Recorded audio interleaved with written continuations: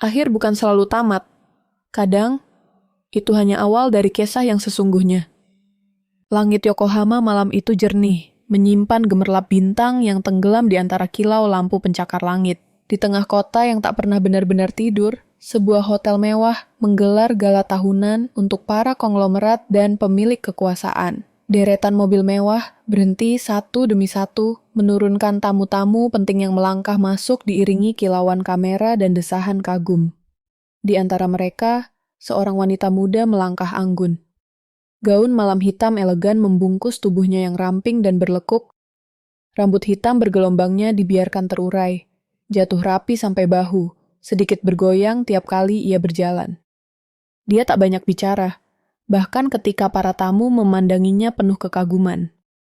Ia hanya memberi senyum singkat, sopan tapi tak mendekat. Matanya yang coklat tampak lelah, seolah dunia glamor ini hanya sebuah kebisingan tak bermakna baginya. Namanya Yui, putri dari keluarga kaya yang memiliki jaringan perusahaan media dan properti besar di Jepang. Tapi malam itu, meski berada di antara kemewahan dan kekuasaan, Yui merasa sendiri. Musik klasik mengalun lembut dari panggung orkestra. Para tamu bercengkrama dengan anggur mahal di tangan, membicarakan saham, investasi, dan kekuasaan. Yui berdiri di dekat balkon, memandangi kelap-kelip kota di bawah. Di balik gelas sampanyanya yang nyaris tak tersentuh, matanya kosong. Sendirian di tengah keramaian, itu berbahaya. Sebuah suara pria menghentikan lamunannya. Yui menoleh.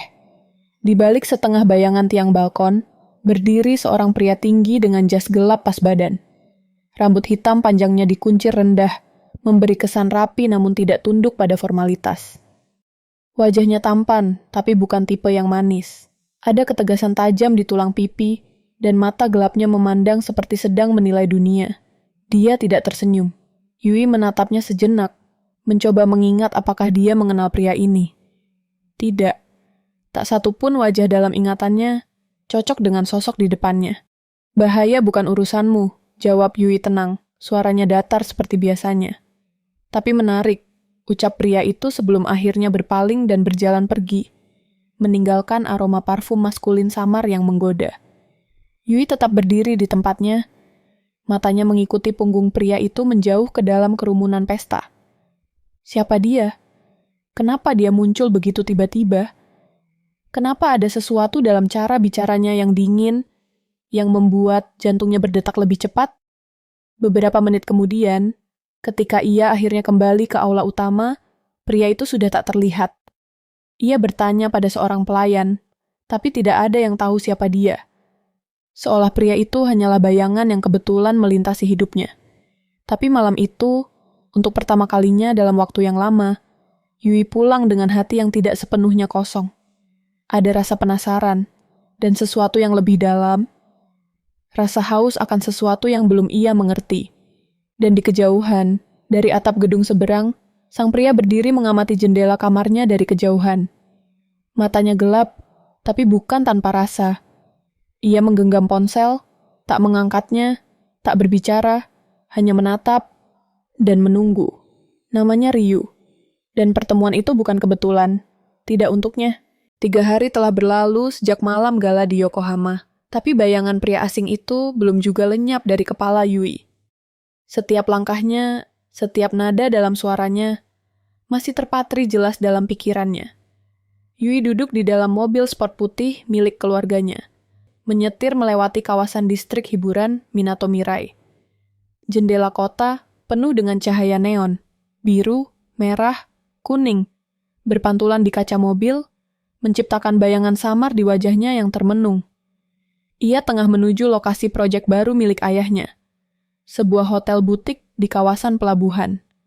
Sebagai bagian dari latihan manajemen, ia diminta hadir. Ketika mobilnya berhenti di perempatan karena lampu merah, matanya tak sengaja menangkap sosok di seberang jalan. Jantungnya melonjak. Pria itu. Ryu sedang duduk di atas motor hitam bergaya street custom. Helm setengah terbuka menggantung di stangnya. Ia tampak sedang menyalakan rokok. Wajahnya diterangi samar oleh pantulan lampu toko. Masih dengan gaya yang sama, dingin, liar, dan tak bisa ditebak. Seketika, Yui membuka pintu mobilnya dan keluar tanpa mengatakan apa-apa. Ia menyeberang jalan. Langkahnya cepat tapi tak gegabah, seperti ditarik oleh sesuatu yang kuat. Ryu menoleh saat ia mendekat, namun tak menunjukkan keterkejutan. Hanya mengamati. "Kenapa kamu ada di sini?" tanya Yui pelan. Bukan marah, bukan takut, tapi ingin tahu. Ryu membuang abu rokok, matanya tetap menatap lurus ke wajahnya. "Kau yang turun dari mobil. Harusnya aku yang bertanya. Jadi kamu mengikuti aku?" "Aku menjaga jarak," jawabnya, suaranya rendah, hampir seperti gumaman. "Kau terlalu lembut untuk dunia ini." Yui terdiam. Kata-katanya bukan rayuan, tapi terasa. Seperti tamparan sekaligus pelukan. Tanpa berkata lebih banyak, Ryu menawarkan helm. Yui menatapnya ragu. "Aku tak akan membawamu ke tempat berbahaya, kecuali kau ingin tahu siapa aku sebenarnya," katanya datar, tapi sorot matanya tajam, seolah menguji keberaniannya. Yui mengulurkan tangan, mengambil helm itu. Hatinya berdebar keras. Ini tidak masuk akal, tapi dia mengenal rasa hampa. Dan pria ini membawa sesuatu yang terasa seperti jalan keluar. Mereka melaju melintasi jalan-jalan sempit Osaka di malam hari. Angin malam menyapu wajah Yui saat ia memeluk pinggang Ryu dari belakang. Tubuhnya bersandar di punggung pria yang tak ia kenal. Namun terasa seperti pusat gravitasinya. Mereka berhenti di pinggir dermaga tua. Lampu kota tampak jauh di belakang, menyisakan keheningan yang hanya diisi suara ombak kecil dan dengus angin. Ryu turun lebih dulu, menyalakan satu batang rokok lagi. Yui hanya berdiri, memandangi punggungnya yang kokoh. Dalam gelap, pria itu seperti bayangan kelam yang selalu menjauh. Tapi tetap ada. "Siapa kamu sebenarnya?" Yui bertanya akhirnya. Ryu menoleh, perlahan. Matanya kini lebih dalam. "Seseorang yang mencoba bertahan hidup di dunia yang menelan orang lemah." "Apakah kamu penjahat?" "Aku bukan pahlawan," jawabnya lirih. Mereka berdiri dalam diam. Lalu, perlahan, Ryu berjalan mendekat. Dia berdiri sangat dekat, tapi tidak menyentuh. Hanya menatap Yui. Dengan cara yang membuatnya merasa telanjang, seolah hatinya terbuka begitu saja. "Kalau kau takut, pergi sekarang," bisiknya. "Karena jika tidak, kau tidak akan bisa kembali jadi Yui yang lama." Yui tidak menjawab, tapi matanya, untuk pertama kalinya, membalas tatapan itu. Dalam sorot matanya, ada keputusan yang lahir. Bukan dari logika, tapi dari rasa, yang terlalu dalam untuk dijelaskan. Dan untuk pertama kalinya sejak lama, Yui merasa hidup. Angin pelabuhan dini hari menusuk kulit, namun Yui tak bergerak dari tempatnya berdiri. Ia memandangi punggung Ryu yang kembali bersandar pada motor, seperti batu karang yang menahan gelombang. Mereka belum banyak bicara sejak di dermaga. Tapi keheningan itu bukan canggung, melainkan syarat makna. Yui bisa merasakan ketegangan di udara. Seperti listrik statis yang siap menyambar kapan saja. "Aku tak biasa bicara banyak," ucap Ryu tiba-tiba, memecah keheningan. Yui hanya menoleh perlahan. "Aku juga." Ryu menyeringai miring. "Mungkin itu sebabnya kau membuatku gila. Karena kau diam, tapi membuatku ingin bicara." Dia menghirup rokok dalam-dalam, lalu mematikannya di aspal. "Kau belum bertanya hal yang paling penting." "Apa itu?" "Kenapa aku tahu namamu?" Ia menatap Yui lurus-lurus. Jantung Yui berdebar. Perlahan, dia duduk di pinggiran trotoar beton pelabuhan, memeluk lutut. "Karena kamu menyelidiki aku." Ryu duduk di sebelahnya, cukup dekat hingga Yui bisa mencium samar aroma tembakau dan sesuatu yang maskulin, misterius. "Karena aku diminta." Yui mengerutkan alis. "Diminta?" Ryu mengangguk. "Ayahmu." Suasana mendadak sunyi. Hanya suara air menghantam pelabuhan yang terdengar. Yui membeku. Dia menyewa orang untuk melindungimu setelah beberapa ancaman dari kompetitor di bisnis properti Osaka. Tapi yang datang bukan sekadar pengawal biasa. Yang datang adalah aku. Yui menatapnya tajam. "Kau, mata-mata?" Aku mantan kaki tangan keluarga kriminal di Osaka. Sekarang freelance. Tugas, kontrak, lindungi atau lenyapkan. Tapi ini kali pertama aku gagal jaga jarak. Nafas Yui tercekat. Jadi, semua ini karena kontrak? Ryu menatapnya dalam, lalu menggeleng perlahan. Awalnya, iya, tapi sekarang, aku tinggal karena aku ingin. Diam. Sunyi. Dunia seolah menahan napas. Yui ingin marah, tapi yang ia rasakan justru rasa hangat aneh di dadanya. Marah, tapi juga aman. Ia bangkit perlahan, menatap Ryu dari atas. Kenapa kamu berhenti dari dunia kriminal? Ryu menatap lampu jauh di horizon. Karena aku kehilangan orang yang aku lindungi. Dia, adikku. Yui tertegun. Wajah Ryu masih datar, tapi suaranya pecah sedikit. Sekejap saja. Tapi cukup untuk menunjukkan luka. Ryu berdiri dan berjalan pelan ke arahnya. Aku bukan orang baik, Yui, tapi aku ingin jadi lebih baik, setidaknya di matamu. Yui menunduk, lalu menarik napas pelan dan menatapnya. Kalau begitu, jangan sembunyi di balik malam lagi. Ryu berhenti di depannya, dekat, sangat dekat, tapi masih belum menyentuh. Yui merasa detak jantung pria itu, merasa panas tubuhnya. Merasa, ia menutup mata, lalu membuka. Kau bisa cium aku, kalau kau memang tidak sedang menyamar. Ryu tidak langsung menjawab, tapi perlahan, dengan gerakan hati-hati seperti takut menghancurkan sesuatu yang rapuh, dia menyentuh pipi Yui. Hangat, lembut, dan saat bibir mereka bersentuhan, bukan gairah yang menggelegak lebih dulu, tapi getaran rasa sakit dan harapan yang saling menyatu. Ciuman pertama, mereka bukan milik dua orang asing, melainkan dua orang yang sama-sama lelah dan saling mencari tempat untuk beristirahat. Ketika mereka berpisah, napas Yui masih terengah. Wajah Ryu kini jauh lebih lembut, retak. Tetaplah tinggal, bisik Yui. Aku tidak tahu siapa kamu, tapi aku ingin tahu. Ryu tak menjawab. Ia hanya menundukkan kepala, menyentuh keningnya ke kening Yui seolah mengunci mereka dalam satu dunia kecil, hanya milik mereka berdua. Pagi di Osaka terasa kelabu, seolah langit ikut memikul beban rahasia yang baru saja terungkap. Di apartemennya yang berada di lantai 21, Yui duduk di dekat jendela lebar, mengenakan kemeja longgar yang milik Ryu. Aroma lelaki itu masih melekat di serat kain. Sementara itu, Ryu berdiri di dapur terbuka, memasak dengan cara yang tidak bisa dibilang ahli, tapi cukup untuk membuat aroma tumis telur dan nasi hangat menguar. Aku kira kamu nggak bisa masak, ujar Yui, menyembunyikan senyum. Ryu menoleh setengah cuek. Aku bisa bertahan hidup, itu cukup.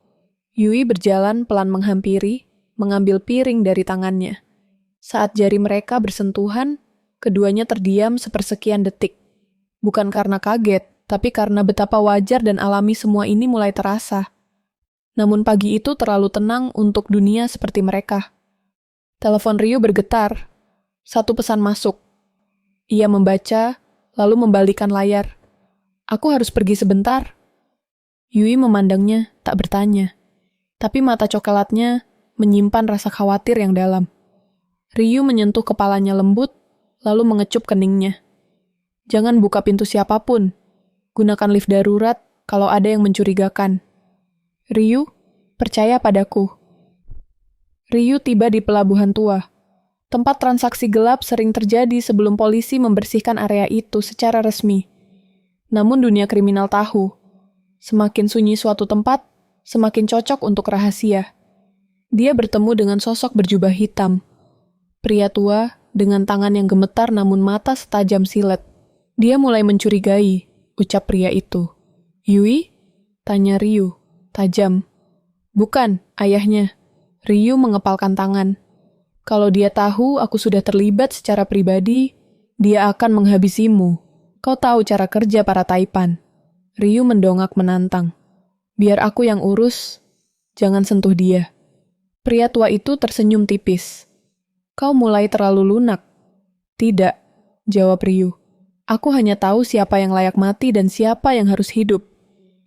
Malam hari, Yui berdiri di balkon. Angin musim semi menyibak rambutnya. Ryu belum kembali. Ia menggenggam ponselnya erat. Ingin menelepon, tapi tahu ia tak akan dijawab. Suara pintu diketuk 3 kali. Yui terdiam. 3 ketukan lagi. Yui-chan, ini Rina. Aku tetangga sebelah. Yui mendekat pelan, mengintip melalui lubang pintu. Rina. Tapi ada sesuatu yang aneh. Rina selalu memakai kalung liontin besar. Kali ini tidak. Yui memundurkan diri. Sunyi. Beberapa menit kemudian, suara langkah menjauh. Lalu, suara pelan dari lubang ventilasi. Mereka mencarimu. Jangan percaya siapapun. Yui terpaku. Itu suara Ryu. Saat malam semakin dalam, Ryu menyelinap masuk melalui balkon. Penuh luka lebam, kemeja robek sebagian, dan napas masih tersengal. Yui terkejut, tapi tidak bertanya. Dia menarik pria itu ke dalam pelukannya, mendekapnya erat. Ryu bersandar di bahunya. Untuk pertama kalinya tampak rapuh. Aku tak ingin kehilanganmu, Yui, bisiknya. Dan malam itu, mereka tidak berciuman. Tidak berciuman dalam nafsu, tapi berpelukan lama sekali. Dalam diam yang lebih keras daripada teriakan. Sebuah kedekatan yang lebih sensual dari sekadar tubuh. Karena emosi mereka telah menyatu. Meski bahaya belum benar-benar datang. Pagi itu, Yui terbangun lebih awal. Di sampingnya, Ryu masih terlelap. Napasnya pelan tapi berat, seolah tubuhnya masih menyimpan pertempuran malam sebelumnya. Ia menatap wajah lelaki itu lama. Luka di pelipis, goresan di leher, memar yang sudah mulai menguning. Tapi yang paling menyakitkan bukan bekas fisiknya, melainkan ekspresi tenang penuh beban yang dipaksakan saat tidur. Yui menyentuh dadanya pelan. Ia tidak tahu siapa Ryu sebenarnya, tapi ia tahu satu hal. Lelaki ini bukan hanya pelindung, tapi juga sedang dilindungi oleh kehadirannya. Di sisi lain kota, sebuah ruang rapat lantai 30 gedung kaca dipenuhi pria-pria berdasi. Mereka bukan politisi, bukan pula eksekutif biasa. Mereka adalah pembuat bayangan. Pria-pria yang menarik tali dari balik layar. Salah satu dari mereka, pria paruh-baya dengan bekas luka di tangan kanan, melemparkan dokumen ke atas meja. Putriku, terlibat dengan siapa? Mata para pria lainnya saling bertukar pandang. Tak ada yang berani bicara, hanya satu yang akhirnya angkat suara. Yui tidak tahu siapa dia sebenarnya, Pak. Tapi lelaki itu, Ryu. Dia anak dari Kuroda. Ruangan seketika membeku.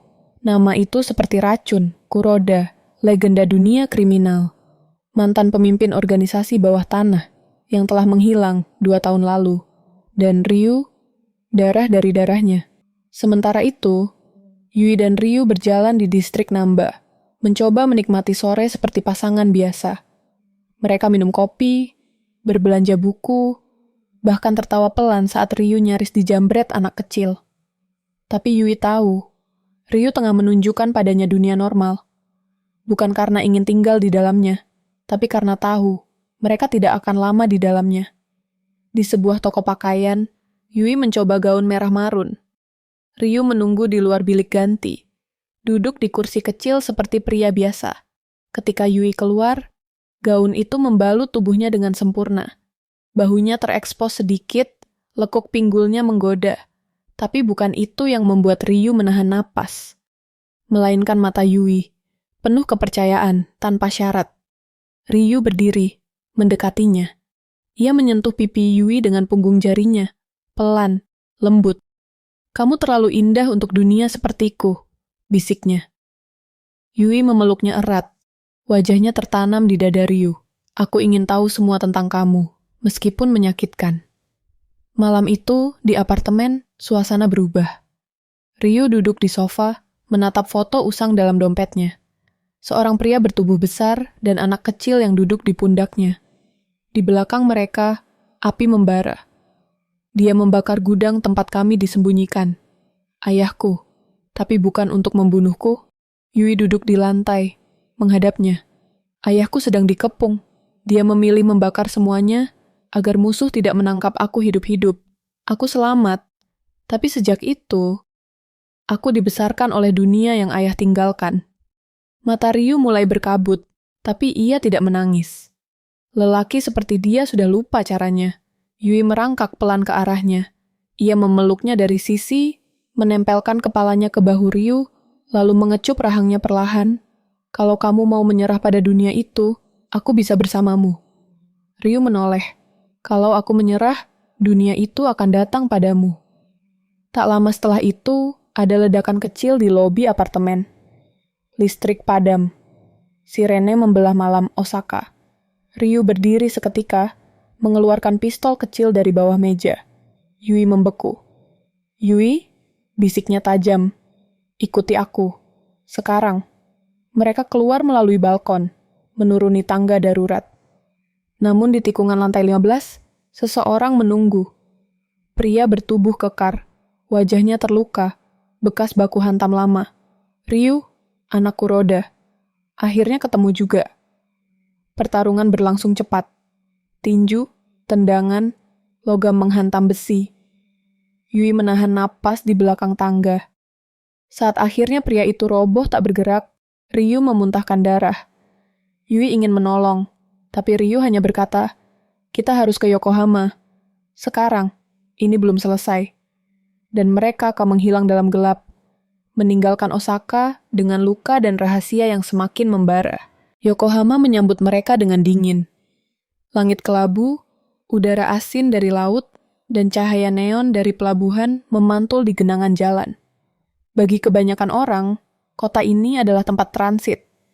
Bagi Ryu dan Yui, kota ini adalah pelarian. Sementara atau selamanya, mereka belum tahu. Mereka menyewa sebuah kamar kecil di atas restoran ramen tua.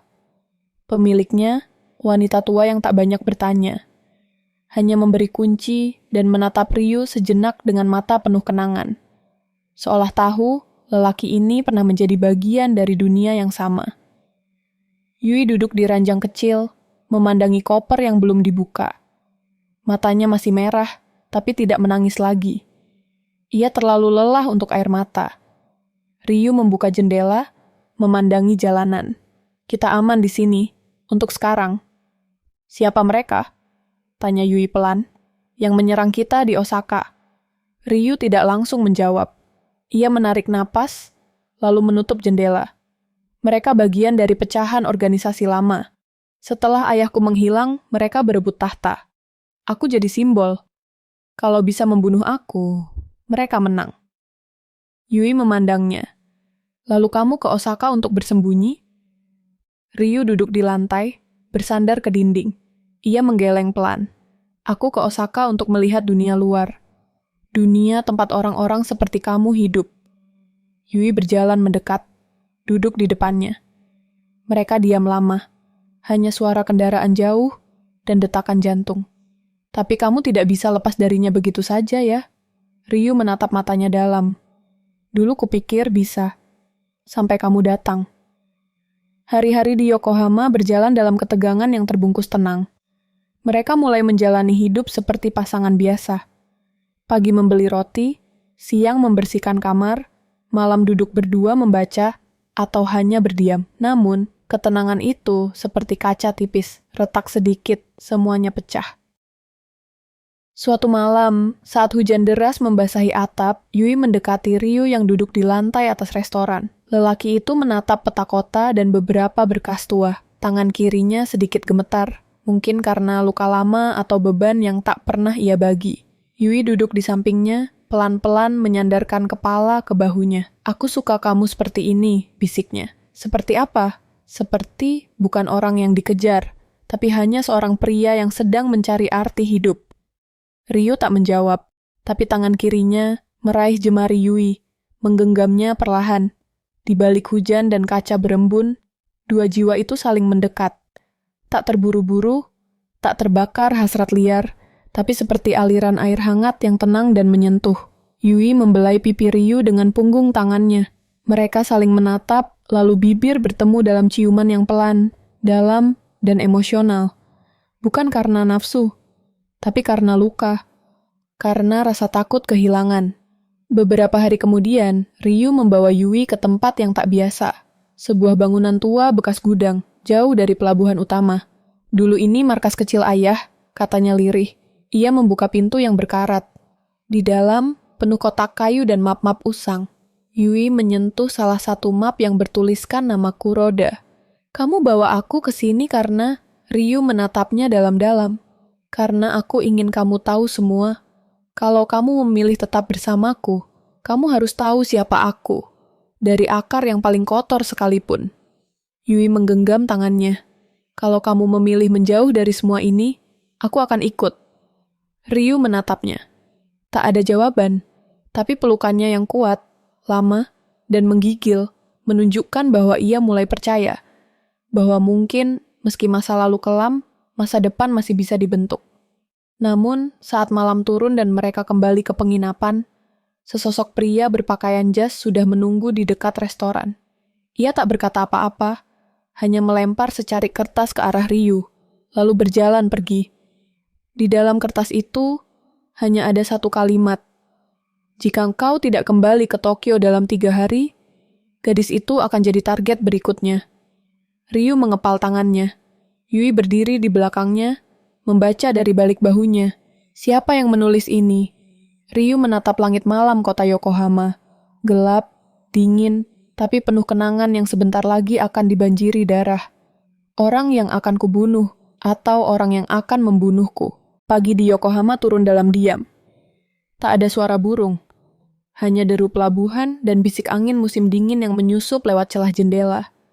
Di kamar sempit penginapan, Ryu menatap dirinya di cermin kecil yang retak di sudut dinding. Sorot matanya keras, tapi goyah. Yui duduk di tempat tidur, memandangi punggung Ryu yang tegap dan tegang. Kamu akan pergi sendiri? Ryu menunduk, meraih kemeja hitam dan sarung senjata kecil. Aku harus.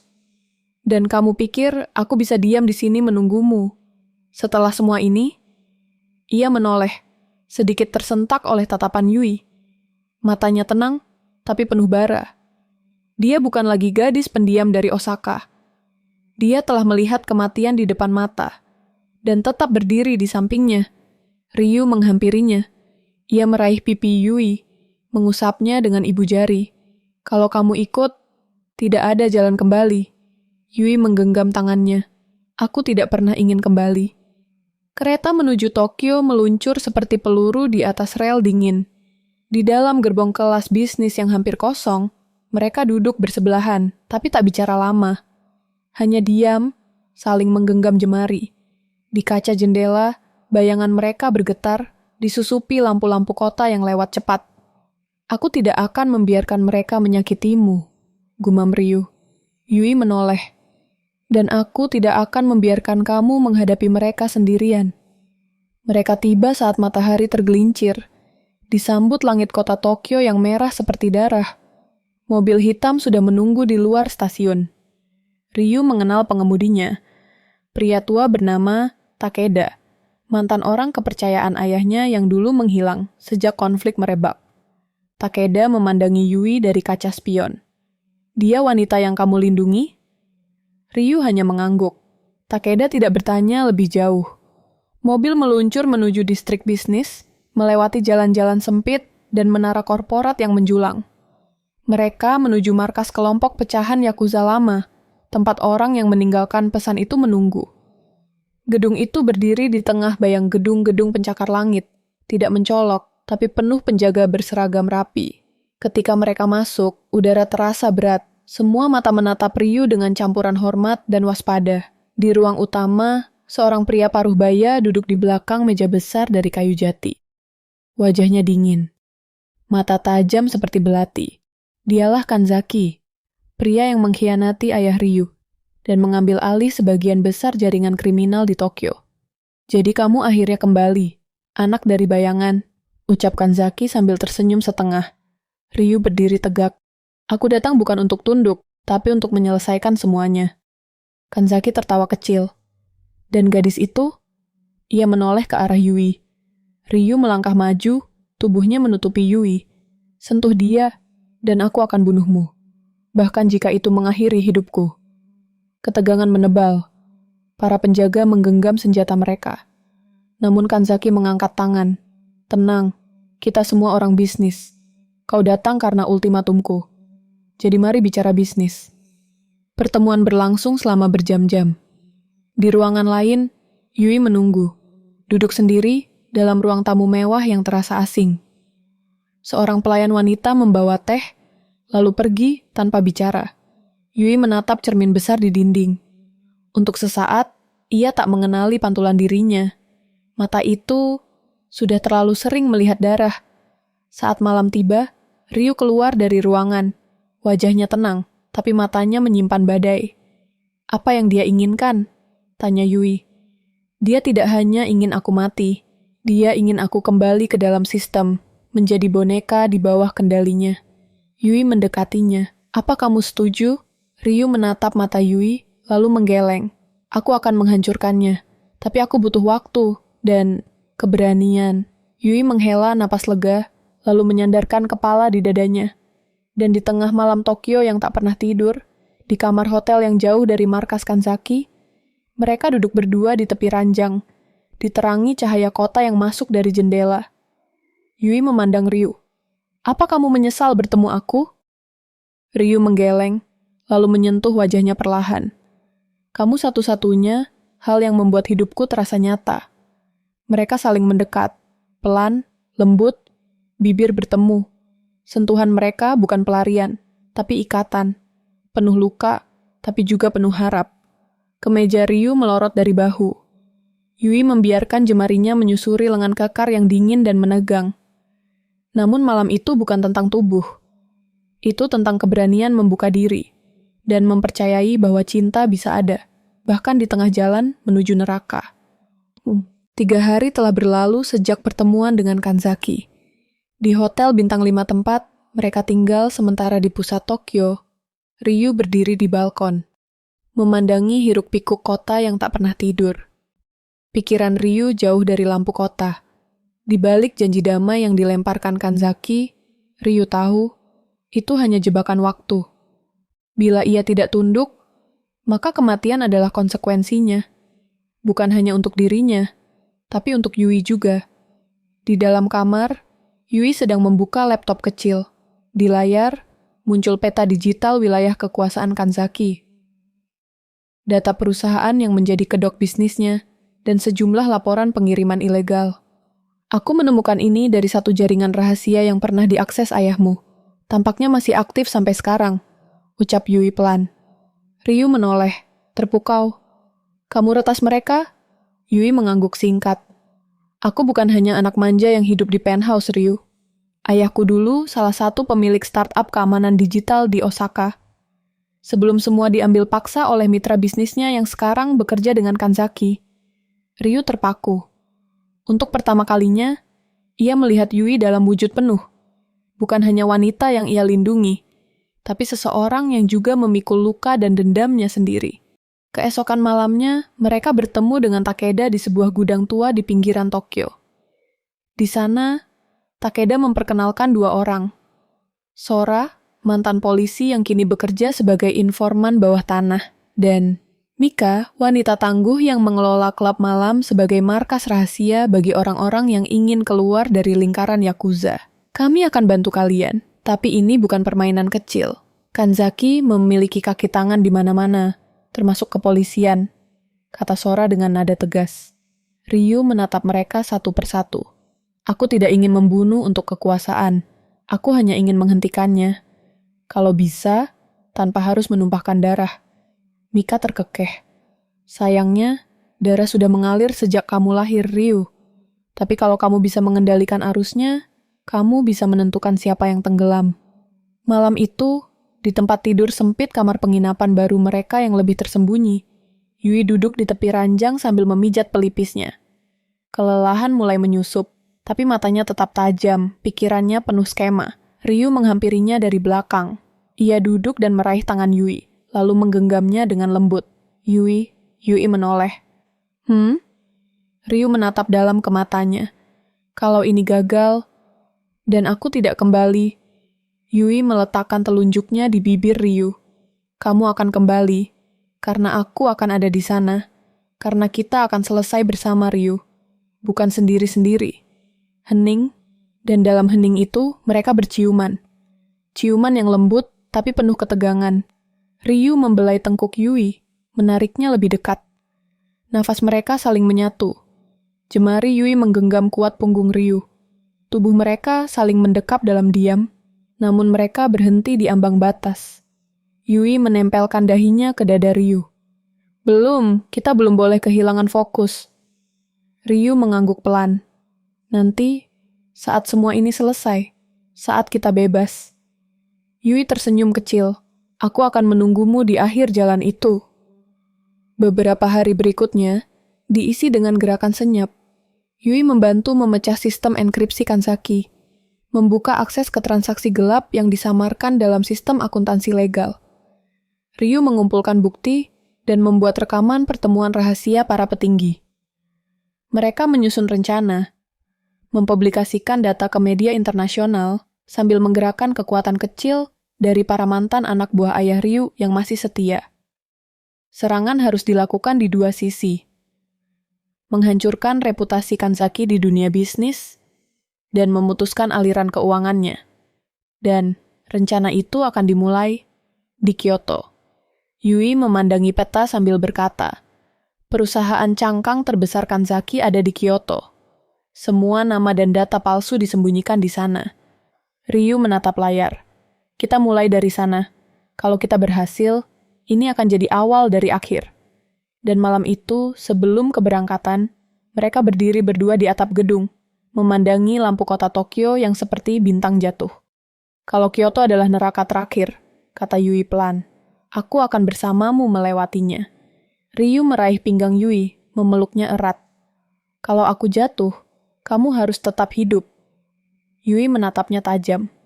Kalau kamu jatuh, aku akan menyeretmu kembali. Aku tidak akan biarkan kita kalah. Dan di bawah langit kota, dua jiwa yang terluka bersumpah untuk menang. Bukan demi balas dendam semata, tapi demi masa depan yang bisa mereka genggam bersama. Malam menyambut mereka saat kereta cepat tiba di stasiun Kyoto. Udara dingin memeluk tubuh. Jalanan dipenuhi lampu kota yang temaram. Tak ada suara gaduh, hanya ketegangan yang menggantung di setiap langkah mereka. Yui menggenggam koper kecilnya erat. Di balik jaket panjangnya, terselip flash disk berisi bukti kejahatan Kanzaki. Sementara Ryu berjalan di sisinya, matanya awas menatap setiap bayangan yang bergerak. Gedung kantor cangkang Kanzaki ada di distrik Nakagyo, kata Yui lirih, tapi akses utama dijaga ketat. Kita harus masuk dari jalur teknis di bawah tanah. Ryu mengangguk. Sora sudah kirim denahnya, tapi ada sesuatu yang ganjil, terlalu mudah. Mereka menginap di sebuah ryokan klasik bergaya modern, tersembunyi di pinggir distrik. Bangunannya terbuat dari kayu gelap dan kaca besar, menciptakan suasana tenang yang hampir mistis. Tapi di balik keindahan itu, mereka tahu, tempat ini hanya persinggahan sebelum badai. Pukul 2 dini hari, mereka menyusup ke gedung perusahaan. Lorong-lorong bawah tanah yang lembab membawa mereka ke ruang penyimpanan server, tempat dokumen digital Kanzaki disimpan. Yui dengan sigap membobol sistem. 10 menit lagi, katanya sambil mengetik cepat. Namun langkah kaki berat menggema. Ryu langsung menarik Yui ke belakang lemari server.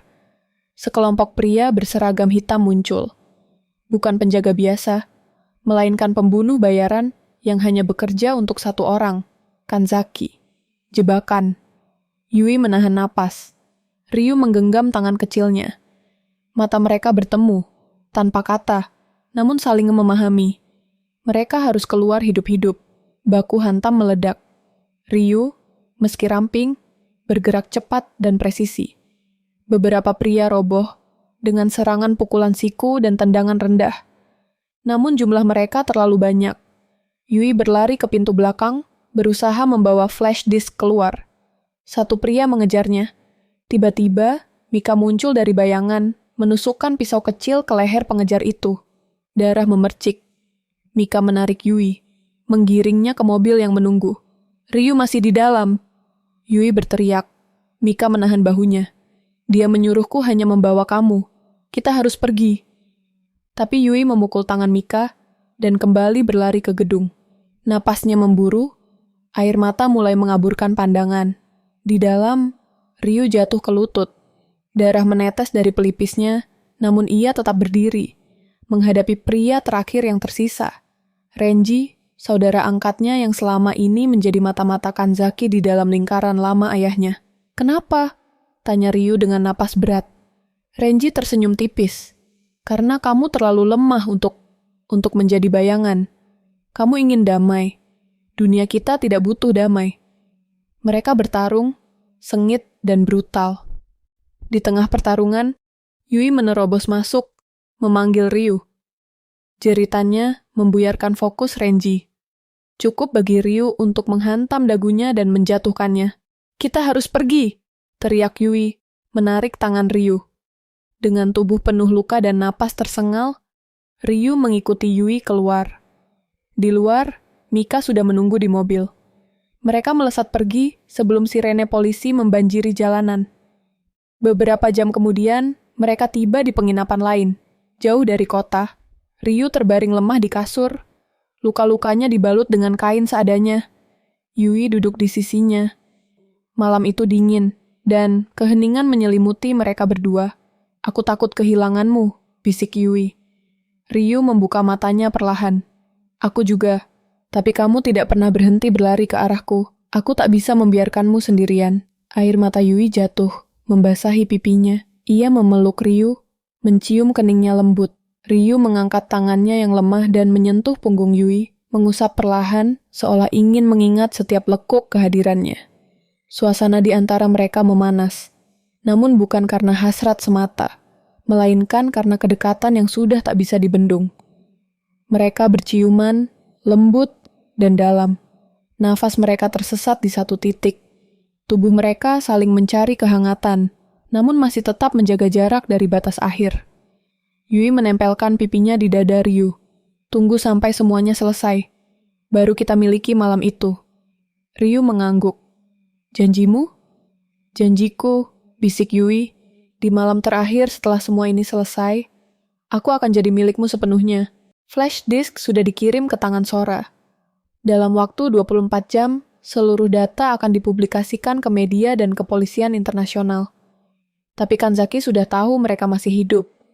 Dan untuk terakhir kalinya, pertarungan akan dibawa ke tempat semuanya dimulai, Osaka. Angin musim semi mulai berhembus pelan saat kereta malam dari Kyoto tiba di Osaka. Langit kota tampak kelabu, seolah ikut menahan napas menghadapi sesuatu yang akan pecah malam ini. Yui berdiri di balkon kamar hotel tinggi di distrik Umeda, memandang lampu-lampu kota yang gemerlap, tapi hatinya kacau. Di tangannya, ia menggenggam salinan terakhir dari dokumen, salinan yang akan ia serahkan sendiri kepada pihak berwajib malam ini dalam konferensi pers besar yang telah diatur oleh Sora. Namun, Yui tahu, Kanzaki tidak akan tinggal diam.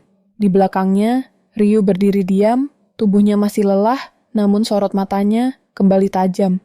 Ia mengenakan setelan hitam ramping, rambutnya terurai sebagian dari ikatannya. Tak ada lagi keraguan dalam dirinya. Ia sudah memilih jalannya, dan wanita yang ia lindungi dengan seluruh jiwa. Setelah ini, bisik Ryu, tidak akan ada jalan kembali. Yui menoleh, mata coklatnya berkilat dalam lampu malam. "Kita sudah berjalan terlalu jauh. Jika aku harus jatuh, aku ingin jatuh dalam pelukanmu." Ryu menariknya dalam pelukan hangat. Lama sekali, hingga dunia di luar tak terdengar. Konferensi pers digelar di lantai atas sebuah gedung tinggi di pusat Osaka. Wartawan, media internasional, hingga pihak keamanan hadir.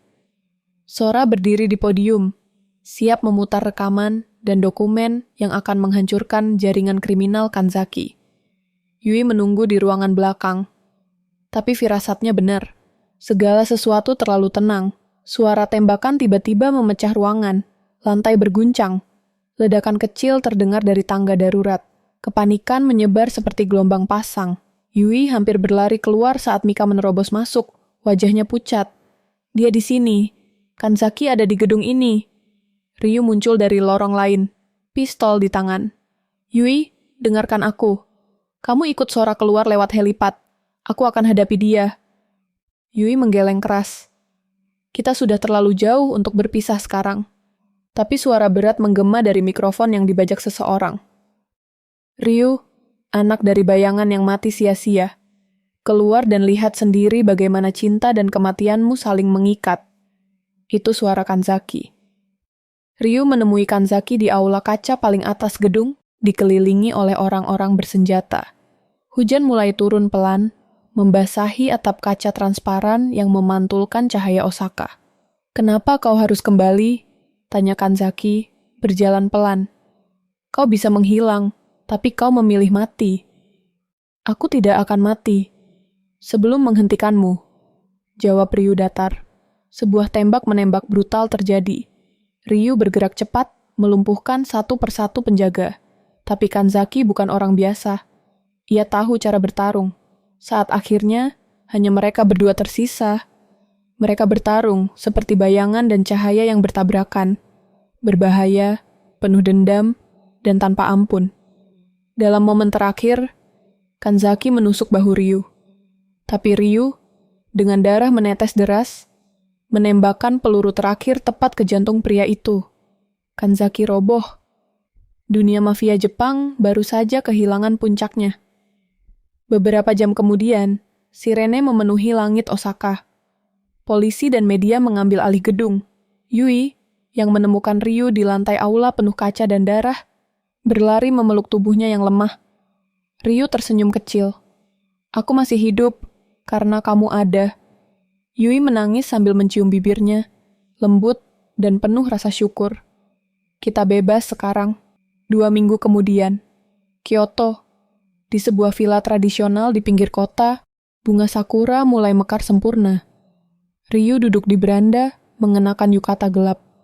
Luka-lukanya sudah sembuh, dan dunia mafia telah meninggalkan namanya.